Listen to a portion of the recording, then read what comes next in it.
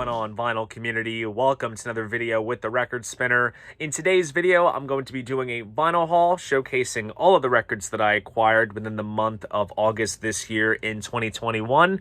But real quick, before we get into the haul, it's time to give some shout outs and some brief life updates. First off, the most significant video that I uploaded this past month was the youngest members of the VC Take Nashville documentary, and with over 2,000 views, the overall reception from the public has been so warming and positive in regards to it, and I am so glad that everyone is enjoying it. And if you haven't checked it out, you really got to watch it. It chronicles a fantastic week spent with the best people in the vinyl community, and a bunch of great records were purchased and tons of memories were made. So check it out if you haven't seen it. And a fellow viewer of all of our channels by the name of Thomas Pullum went the extra mile and did something that I certainly did not expect, and he made us DVD and Blu-ray copies of the documentary, and they were all sent out to us.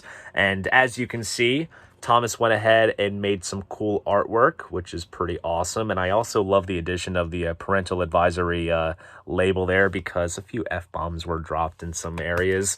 And also here is the back as well. And of course, I love the surface of the disc as well, which basically has all of our channel logos there, which is very nice. So thank you very much, Thomas, for this. This is an awesome, awesome gesture. I also want to give a huge shout out to my friend Patrick. I've known him for a number of years, and I recently hired him at the record store that I manage called The Rock Shop as a sort of thank you gesture for getting him the job. He was at the local flea market where he can always be found scoring records and such.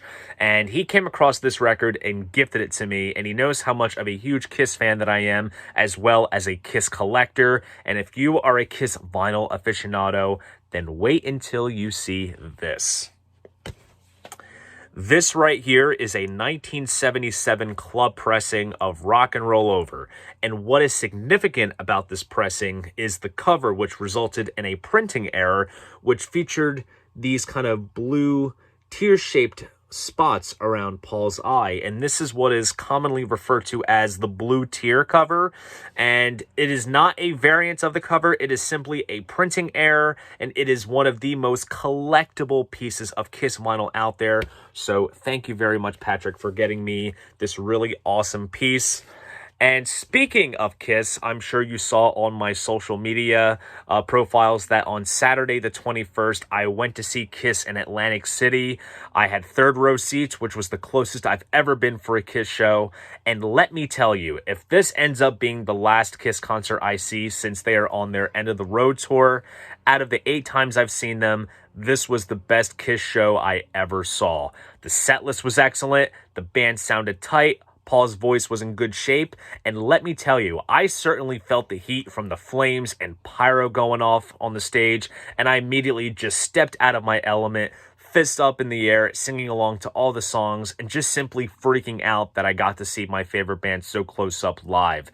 And in general, with COVID going on for the past year or so and live entertainment being on hold, being able to be out again and enjoying a show was such a thrilling feeling. Hands down, the second biggest highlight of my summer, next to the Nashville trip. But anyways, enough of that. Let's get into the haul, and we have a lot of stuff to get through in this haul. We have some Cheap Trick, we have some Beatles solo albums, a Genesis Classic Records pressing, of course we have some Rolling Stones, and much, much more. It is about to go deep, so without further ado, sit back, relax, and enjoy the latest finds. Alright guys, we are kicking this haul off into high gear with an album by a band that I have been fully immersing myself into. Picked up a couple of their records when I was in Nashville with the youngest members of the VC, and now I am just out to get anything that this band has put out, and I can thank my good friend Emma over at 8 Vinyl Low for turning me into a full-on Cheap Trick fanatic. This is their album Heaven Tonight. I picked this up at my local record store. I honestly ordered it just so I can get myself a copy, but don't worry, the public has a chance as well. I ordered enough copies. This is their third album, came out back in 1978. Of course, Surrender is on this one, On Top of the World, California Man, High Roller. The title track is on here, Stiff Competition. This was the studio album that they did before the monumental Cheap Trick at Budokan Live live album, and very excited to dig my way into this. And of course, like the classic Cheap Trick covers of the day, you have Robin and Tom on the front, as well as Bun and Rick on the back. Right off the bat, we do have a nice insert here with the lyrics on this side and a very nice band photo on the other. Nice polyline sleeve. This is a reissue. This is mastered from the original analog tapes, pressed on nice heavyweight vinyl. There's the orange Epic label. I have a couple of these other reissues that they did back around 2013, and they are absolutely stunning. Definitely grab them. I do recommend them. Unfortunately, they have not done individual reissues of In Color and the original Cheap Trick and Budokan, because they did all of those albums from the first album up until Dream Police as part of a box set for Record Store Day, and they released some of them separately, but those two I have yet to see. Maybe that'll change with time. Perhaps it's building up demand. We shall see. But if I can get this back in the sleeve. Nonetheless, very happy to give this album a spin. Cheap Trick, Heaven Tonight. All right, so here is a little trade that I did at my record store, and I had ordered this particular release simply because there were some copies available, so I figured I would get them in at the shop, and it kind of looked interesting to my eye. And sure, I had an opportunity to buy this when it first came out some time ago, but my rules have kind of changed, I suppose, in terms of things that I'm personally wanting and what I already previously own. What exactly am I talking about? It is in the form of a 7-inch. Pink Floyd's Arnold Lane. This came out as part of one of the Record Store Day drops from 2020, and this is a recording of the band being David, Nick, and Rick, along with John Caron on keyboards and Andy Bell on bass. Andy Bell is the bassist for Oasis. They did a rendition of Arnold Lane at the Syd Barrett tribute show, which was called The Madcaps' Last Laugh in 2007, and it is an absolutely solid rendition of the first Floyd single. And technically, I already own this. I do have this as part of the later years box set. Comes in a different kind of sleeve and etching on the back and such, but they completely kind of rejiggered it and did something different for the Record Store Day release, which, as you can see, there's a man in handcuffs referencing the lyrics. And here is the back. And I'll showcase the vinyl off. Comes pressed on nice black vinyl with a nice custom label there. And then on the flip side, we have a very nice etching, which is very solid. This is completely different to the etching that we get in the later years box set. So they basically repressed this and just kind of modified the artwork and the etching, and it's a whole different variant. And that's basically the reason why I didn't pick it up at first, is simply because I already had it in one form. But I guess you can't really have just one, especially if you're a Floyd nut like me who seeks out almost everything to do with the Floyd. It's an absolute no-brainer to add the Record Store Day Arnold Lane 7-inch.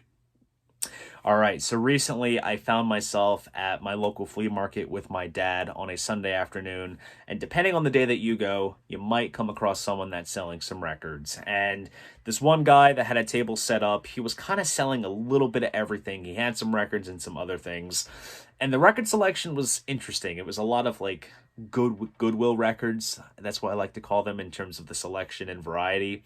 But on the very bottom of the stack was a Soundgarden box set. Now, granted, I have a lot of respect for Chris Cornell, but I never delved too deep into Soundgarden as a whole. I just saw that this was a 3 LP box set, which came with CDs, a DVD, along with a book and a bonus 7-inch and such.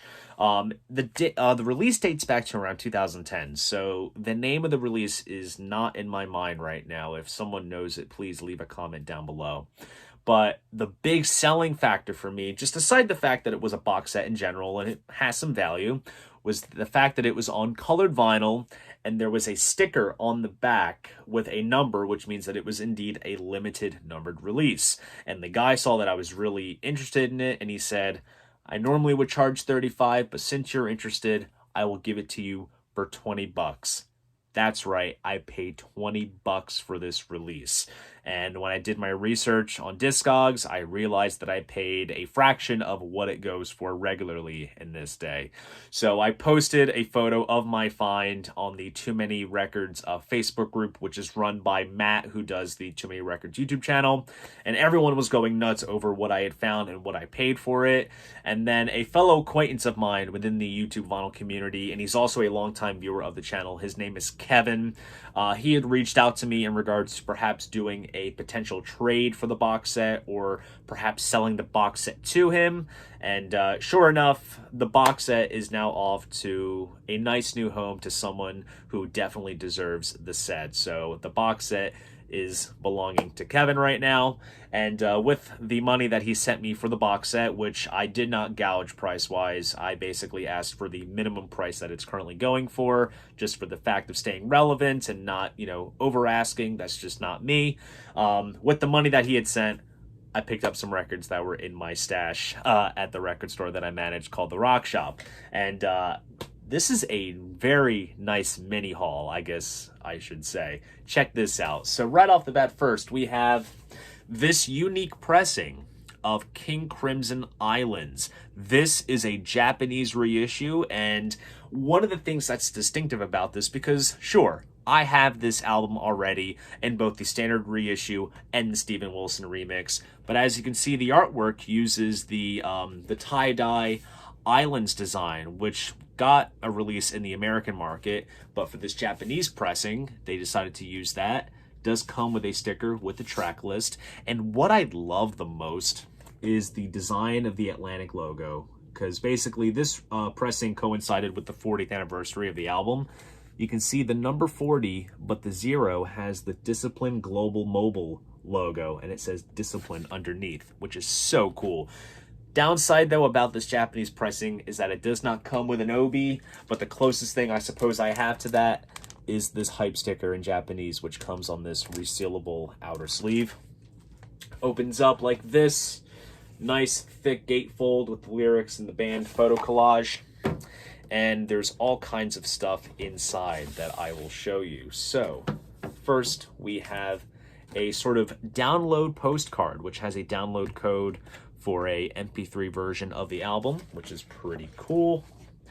We have this insert, which has the tie-dye islands. This was featured in the standard reissue of the album, just for the sake of having it, but it does come here. It's the same as the gatefold. There's also a little hype sticker, as if this thing would have been shrink wrapped. That would have been on there, but they gave it to you on a nice little piece of paper if you want to peel it off. I'm going to keep it intact. But plus, since it is also a Japanese pressing, there is an insert with the lyrics, track listing credits in Japanese, which is cool. And then, of course, the record itself comes pressed on 200-gram vinyl. I looked in the dead wax. This is basically the same pressing as what I have already, but there's the Japanese factor that kind of made me snag it, because I got an email from one of my distributors saying that this was available. When I saw it, I'm like, that looks interesting. I'll order it, and now it's in the collection. So happy to have this Japanese press of Islands. And then we keep it in proggy territory with a legal bootleg release by a band that is going to be hitting the road very, very soon. I don't have tickets because they are very expensive, but I'm trying to get in the spirit. Genesis, BBC Night Ride 1970. This is one of those, public domain type releases where BBC recordings after 50 years just are up for grabs. Anyone can put them out, and there is a label by the name of No Kidding Records that did a release, and honestly, this is one of my favorite Genesis BBC radio sessions, because this is the perfect bridge point between From Genesis to Revelation to Trespass. They were doing a lot of stripped down acoustic tunes, but just very elaborate in terms of the arrangements and length. So we have tracks on here such as Let Us Now Make Love, Shepherd, and Pasadena, which never were featured on any studio album. But then we also have Stagnation and Looking for Someone. Those were on Trespass. And as an added bonus, we have a live version of a track called Twilight Alehouse, which was the B-side to the I Know What I Like single, but the band performed it early on in their career, and that is a recording live at the Roundhouse, which is pretty cool. Now, the record did not come in this sort of white generic sleeve. This is something that I got at my store. The record instead came in like a sort of PVC thick sleeve. Like, if you leave it in the wrong temperature, it can just leach onto the vinyl. So I simply just took the record out, put it in an anti-static sleeve, as you'll see, and just put it in just this generic white stock thick sleeve. And I used the sort of insert as like an OB type strip. And the vinyl itself does come pressed on sort of limeish yellow vinyl with a rather interesting center label. Not so much a center label, it's more like a center rim around the spindle hole. But very interesting. I've seen a couple of BBC releases like this. I know Pink Floyd has a couple. There's a Bowie one. There's Hendrix. So there's a lot of releases out there that No Kidding Records has put out that follows this format. But no, very happy to get my hands on this. And next up is another record that I saw was available for order from one of my distros, and I ordered enough copies for the store, but I knew at some point I would want to get this. I am still beefing out my McCartney and Wings collection, and that is Venus and Mars. So right off the bat, the big ones on here are Venus and Mars and Rock Show. Great opener. We have Medicine Jar, Listen to What the Man Said, You Gave Me the Answer. Solid album overall. Here is the backside, gatefold sleeve, and this is a full-on bells and whistles reissue, which, just to make sure I showcase everything, you get all these stickers as well as the posters, which I will show them all to you just for the sake of showing everything. And then we also have another one.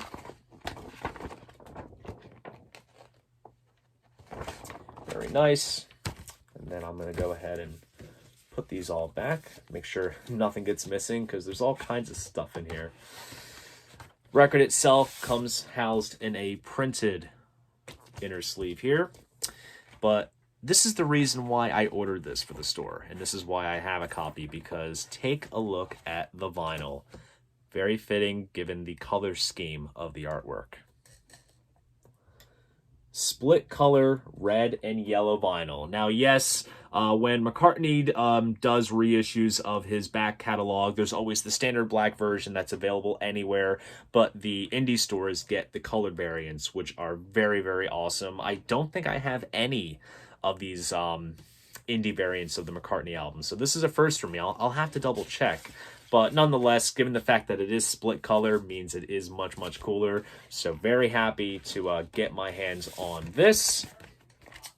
And next up is actually a record that my boss actually brought in, because every week he's usually the one that brings in all like the unofficial bootleg type pressings. And it's funny because I had my eye on getting this record just like fairly recently, and I remember Chuck at Sky Valley had it at his store, and I figured that the next time that I was there I would pick it up. But then I saw that my boss brought it, and I was like, all right, we are in business.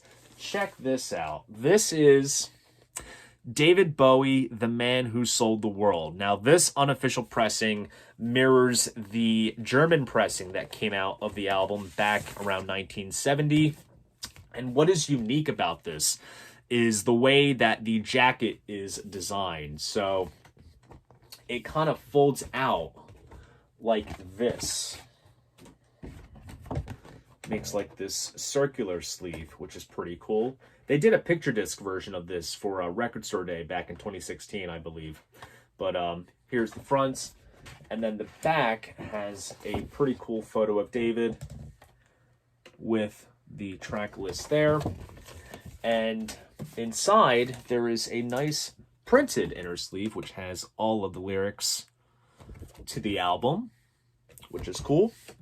And then the color of the vinyl itself, since most of these unofficial presses do come on colored vinyl, comes on this sort of clearish yellow vinyl with the blue Mercury label, which is very, very cool, and very happy to get my hands on a rather unique pressing of one of my favorite David Bowie albums, The Man Who Sold the World. All right, so here's another record that I picked up at my record store, and one of the great things that I don't think I've mentioned since I started working there is the music that my fellow coworkers have subjected me to, and this one is thanks to my coworker Joe, who is into the more, I guess you could say, heavier, more interestingly underground type stuff, and I guess you could say this is a classic if you want to talk about late 70s New York punk scene, CBGBs and such. This is the self-titled debut album by Suicide. This, of course, is a two-piece band featuring Alan Vega and Martin Rev. Just synthesizer and vocals with a drum machine. It is honestly one of the most interesting albums I certainly have ever heard, especially the centerpiece of the record being the song Frankie Teardrop. Definitely don't want to play in the dark. I will tell you that right now. It was a very shocking listen indeed. And upon first listen, sure, it's not necessarily in my wheelhouse of stuff that I would normally go to, but there's always that small selection of records in your collection that's just for all the weird stuff. This is where this will reside, but nonetheless, I do find this album quite enjoyable. There is something interesting about it, something artistic, something very underground, which just kind of attracted my ears, and I decided to finally pull the trigger, add it to the collection. Here is the back cover. There's the two guys there. And what's cool with this reissue is that we do have some bells and whistles. We have this insert, which has the album artwork. There's the track list with some design with a picture of the band members. And we also have a nice insert here, which kind of gives the backstory on the album, what was going on at the time. Very nice stuff.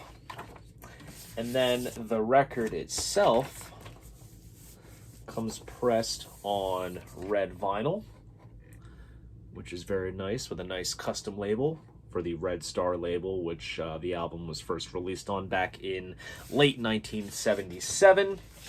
And yeah, after listening to it at the store, thanks to my coworker Joe for so long, I can finally crank this on my own setup, Suicide's self-titled debut. All right, guys, I am throwing my hat in the ring. Everybody has been talking about this release, and everyone has been showing it off on their respective channels. Norman Maslov did an unboxing of it where he showcased the Uber box, which comes with garden gnomes and a piece of wood from George Harrison's estate. Yes, I just said the name, so it kind of gave this away, but I am talking about the George Harrison All Things Must Pass 50th Anniversary remixed release.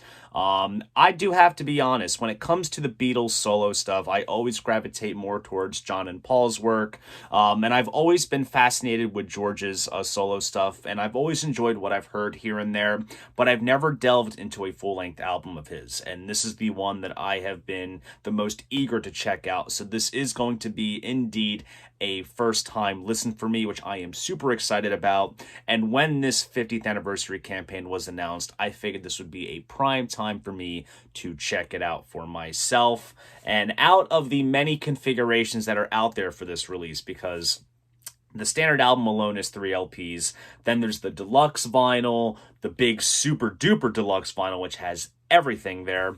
I decided to go with just the basic 3 LP standard album. That way I don't go too deep into some, crazy territory with the deluxe versions. But, who's to say? Maybe I'll snag them down the road in the future. We shall see. But I didn't just get any ordinary copy. I did get a rather cool piece, and you will see what that is when I open it up and show it to you guys. So right off the bat, there's the front, there's the spine. Nice bit of gold lettering there on the spine, which is quite nice. And just like the original, it opens up just like this. And here we have all the credits here. And there is a lot of stuff here, I should say. So first up, we have a nice little booklet, which has some nice photos as well as some liner notes talking about the remix and such, which is pretty cool. And of course, keeping it in spirit of the original, there is the original album poster, which is very cool and ominous. This will look good on the bedroom wall. And then, of course, we have the main bits and pieces of this release. We have all of the color lyric inner sleeves, which are quite nice. Here, I'll showcase all of those to you real quick, just for the sake of showing everything. And then here's the Apple Jam one here. And of course, if you're wondering what pressing I got, considering which fancy editions are out there for just the standard album itself, you might be able to guess what that is. But if you're living under a rock, check this out.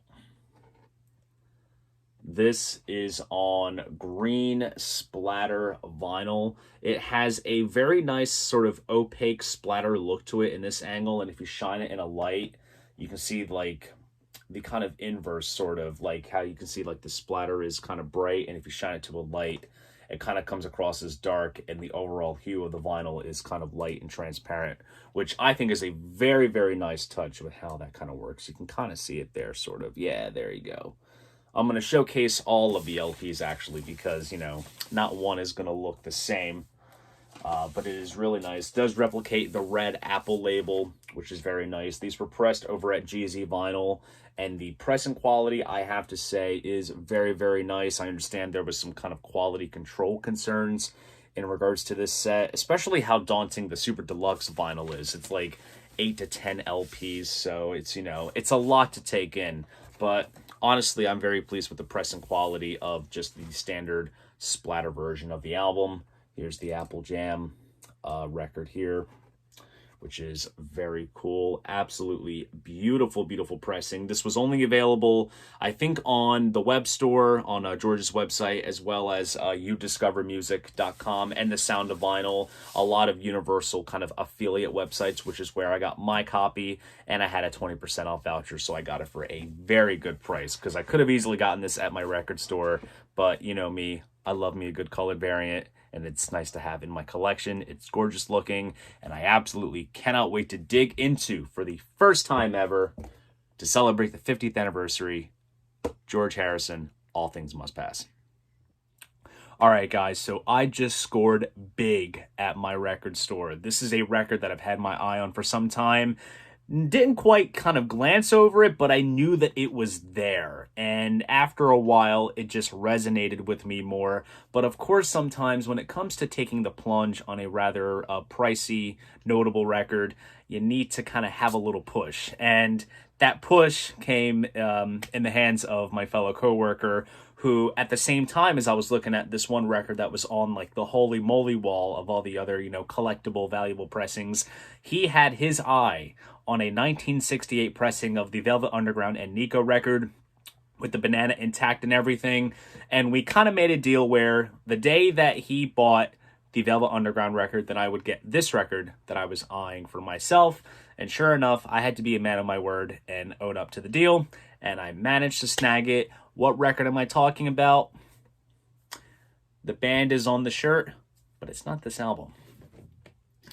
Check this out. This is Genesis, The Lamb Lies Down on Broadway. Of course, Peter Gabriel's last album with the band, 2 LP concept album about a Puerto Rican guy named Rail who goes through the streets of New York, and it's kind of like a Pilgrim's Progress, you know, type of storyline. You've heard all about it. Fantastic record. Probably second best Genesis album, I think, in my opinion. But what is so notable about this pressing? See if you can read the back there. Maybe it'll come up clear on camera. But if you can't see it, on the bottom it says, manufactured and distributed under exclusive license by Classic Records.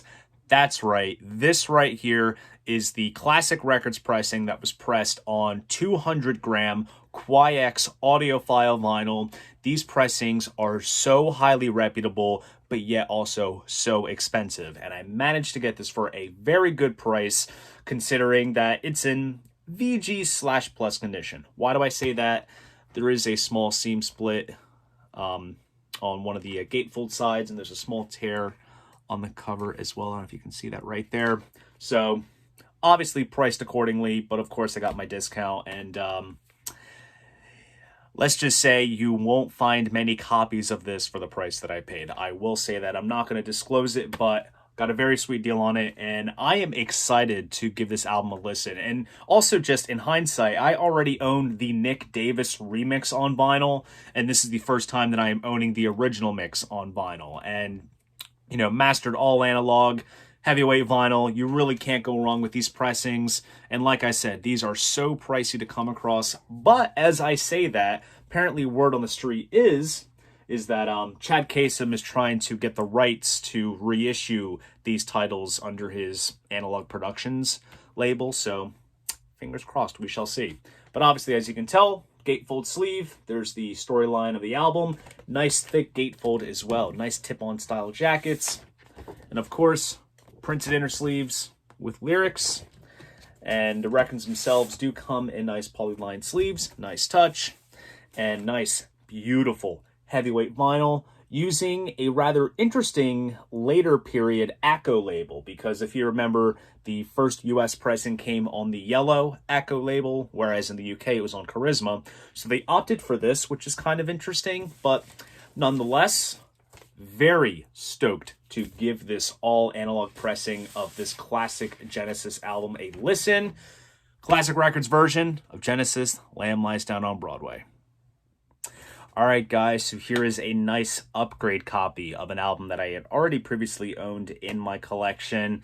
And I recently got my hands on this particular pressing from my coworker at my record store, who had brought in some records to trade. And when I saw what he traded in, I was immediately quite impressed. Took a small stash for myself. And I saw this pressing. And I remember when this particular record was first announced, it did catch my interest. But since I already had a copy of it and I was quite content with it, it wasn't, you know, worth foregoing purchasing a whole other copy and going the whole 9 yards. So I kind of just forgot about it and went on about my ways. But then when I realized what we ended up buying the record out at price-wise, I crunched up some numbers and I figured out how much I could get if I were to bring in the copy that I had previously owned in my collection, and it basically was roughly the same as what we ended up buying this particular pressing out at. So needless to say, I found an upgrade copy and I did not pay a penny for it, which is very nice. What record am I talking about? It is this right here. This is Paul McCartney's McCartney, his first solo album. This right here is the half-speed mastered version, which came out for one of the Record Store Day drop dates in 2020, and it also coincided with the album's 50th anniversary. And honestly, this was so worth getting because this is my favorite Paul McCartney solo record, and very happy to have a nice upgrade copy because I'm a sucker for half-speed mastering. I think the process is brilliant. I have tons of half-speed master pressings, and they all sound phenomenal. And I'm definitely excited to give this album a spin and hear it in all its half-speed glory. As you can see here, it does come with a sort of Japanese-style obi strip, which is very nice. And as you can see, Paul McCartney half-speed mastering, Abbey Road Studios. This is part of the kind of Mastered at Abbey Road Studios series, but they kind of gave it a nice special treatment, which I think is rather noteworthy. And of course, here's the album itself, all the artwork. There's Paul right there. Nice photo collage on the gatefold. And inside, we have this sort of, I guess you could say, certificate of sorts, which features a brief write-up from Miles Showell, who is one of the mastering engineers at Abbey Road Studios. Kind of talks about the process and such of half-speed mastering. He does all of the Abbey Road half-speed cuts for a whole bunch of artists. And if you even see there is a nice sort of embossment, which has the Paul McCartney half-speed mastered logo with a signature, which is very cool. And I also should mention that what I had previously in my collection of this album was the 2017 pressing, which was more than likely sourced from a digital file, but still sounded very good. Whereas this, being cut at half speed from the original master tapes, boy, oh boy, I can only imagine what this sounds like. I haven't even played this yet, and I am so stoked for it. Nice heavyweight black vinyl, and of course comes on the Apple label, and of course you know what to expect. Apple cut in half on side B. And yeah, definitely very excited to be experiencing my favorite McCartney solo record and all its half-speed glory with McCartney. All right, guys, so here is a record that I picked up from an eBay seller online. As you saw earlier in this haul, I have been on a massive Cheap Trick kick, and I've just been trying to get my hands on anything that I could possibly get my hands on. And I came across this record online. I remember when this came out as part of Record Store Day a couple years back. Didn't snag it then, but it's now, upon digging deeper into their discography that I decided to get it for myself. But needless to say, I ended up paying just a little bit extra for this record. It does go for more than what it initially retailed for, but nonetheless, I paid a rather fair price for it. What am I talking about? It is Cheap Trick Live, Are You Ready? New Year's Eve 1979. This is live at the Forum in Los Angeles. This is from the Dream Police tour, so there was a lot of that record on this particular live release, such as On Top of the World, Gonna Raise Hell, Voices, which is probably my favorite Cheap Trick song. Way of the World, Need Your Love is fantastic. And of course, they do all the hits, I Want You to Want Me, Surrender, all that good stuff. So I'm very happy to get my hands on this. Some cool live shots featured on the front and back. And also the gatefold is rather sweet. We have a ticket stub, a scan of the tape boxes, various photos of them performing live. And then we have some liner notes here. Very nice indeed. And as a nice homage to the old school pressings of the day, this does come on the orange Epic label, which is a very nice touch indeed. Definitely excited to sink my teeth deeper into some live Cheap Trick with Are You Ready? December 31st, 1979. All right, guys, so here is a relatively new release that just came out this past month. It got released on CD here in the States, but overseas it got released on vinyl, and the US vinyl release isn't coming until the end of this year. And I was looking at one of the distributors that I order stuff from for the record store that I work at, and I saw that there were some import pressings available to order of this particular release. So I immediately jumped on it. It is the newest installment in the Dream Theater Lost Not Forgotten archives, which is their official bootleg series, and it is called A Dramatic Tour of Events Select Board Mixes. Now, this right here was actually a holiday fan club release, which only got released digitally back in 2012, 2013. And I literally remember downloading this onto my computer on Christmas morning when it first got released. So there is a little bit of a personal connection there. And this is also the first time that it has gotten a physical release. And to kind of even jump it to another level in terms of personal connection, I saw this tour back in 2011 when they came to Philadelphia. Fantastic show. It was Mike Mangini's first tour with the band since Mike Portnoy had left and Mike Mangini took over the drummer's throne. And what I love about this particular release is that it doesn't really follow the traditional flow of Dream Theater live albums where it is just the show in its entirety. This collection brings together tracks that were performed during the Dramatic Tour of Events tour. Very seldomly, they kind of got swapped in and out throughout the tour. They don't appear in the Live at Luna Park live release, which is the main live document from that tour. So we kind of have some offcuts here from that tour, such as Under a Glass Moon, Forsaken, Endless Sacrifice, Yetse Jam, which is one of my favorites, To Live Forever, The Count of Tuscany, which is one of my personal favorites, As I Am. This is just a phenomenal, phenomenal release. Not sequenced in the style of a show as well. It's just, it flows very, very nicely, and I am very excited to dig my way through this release. As you can see, since it is a holiday fan club release, it does have a sort of festive tinge to the cover. Here is the back with the track list. Gatefold sleeve, which opens up. We have some credits as well as some live shots there. And I am going to take just one LP out and show you because it's basically the same across the board. But what's cool with the pricing that I got for the store and for myself is that it is one of the few colored variants that are out there for this particular release. And the one that I got my hands on comes pressed on sort of translucent Coke bottle green colored vinyl. Very nice custom center label there. And then it has the track list for the particular LP on the flip side. And it's basically the same across the board, so I'll just show you this one.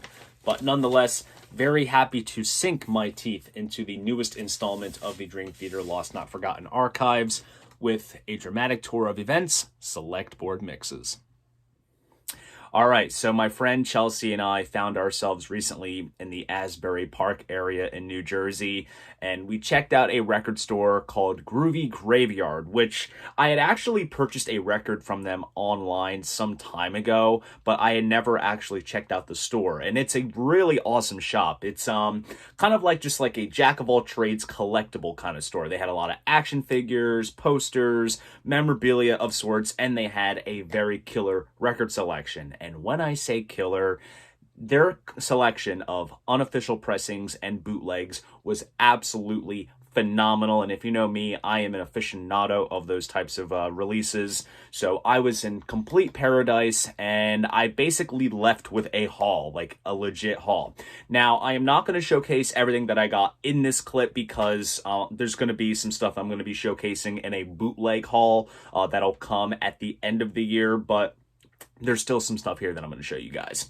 So the first record here is one that I knew existed, didn't snag it back then when I had seen it first, and I figured it was one of those cases where if I came across it, I would eventually snag it. It is AC/DC, TNT. Now, this right here is AC/DC's actual second album. What do I mean by that? Because their catalog within Australia and New Zealand is different to what everyone else got around the world. Most people tend to think that the album High Voltage, the one with Angus on the cover, the white background, is their first album. That is merely a compilation between the songs that appear on this album as well as their first album, High Voltage, which came out only in Australia and New Zealand. And honestly, this is more or less somewhat of a greatest hits album because you have It's a Long Way to the Top, The Jack, Live Wire, TNT, Rocker, High Voltage, Can I Sit Next to You Girl, which was their first single, which had a different vocalist on it when it was first released. But I am so stoked to have this. And what's cool about this pressing, like I said, this is indeed unofficial. This does come pressed on translucent orange vinyl with that Albert Productions label there. Very much matches the color scheme of the artwork. So I'm very happy to have this. And I also left with a 7-inch, and this was like hanging on the wall. Personally, I had no clue that this even existed. I'm gonna have to do some research in terms of when this pressing particularly started circulating, but I figured it's a really cool piece to have, and that is David Bowie, Starman, backed with Suffragette City. Single came out back in '72, right before the release of Ziggy Stardust.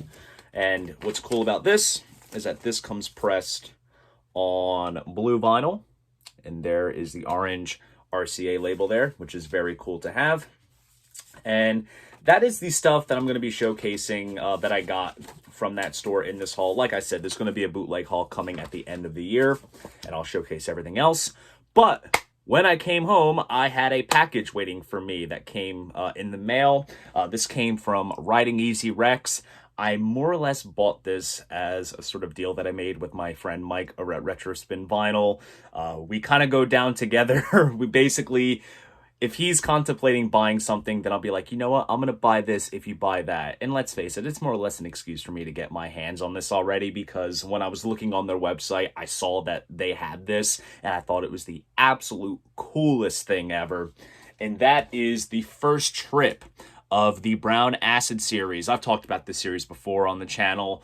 Brown Acid is a series done by Riding Easy Records. They take a lot of obscure underground hard rock, psych rock from the 60s and 70s, and they put together these compilations, and they are just great ways to kind of expand your kind of psych rock world. And I have loved everything that I've heard in this series so far, and I figured since I have a couple of installments, but kind of jumping gaps, like I have 7, 8, 12, I have the record store day release, I figured we would hone it back to where it began with the first trip.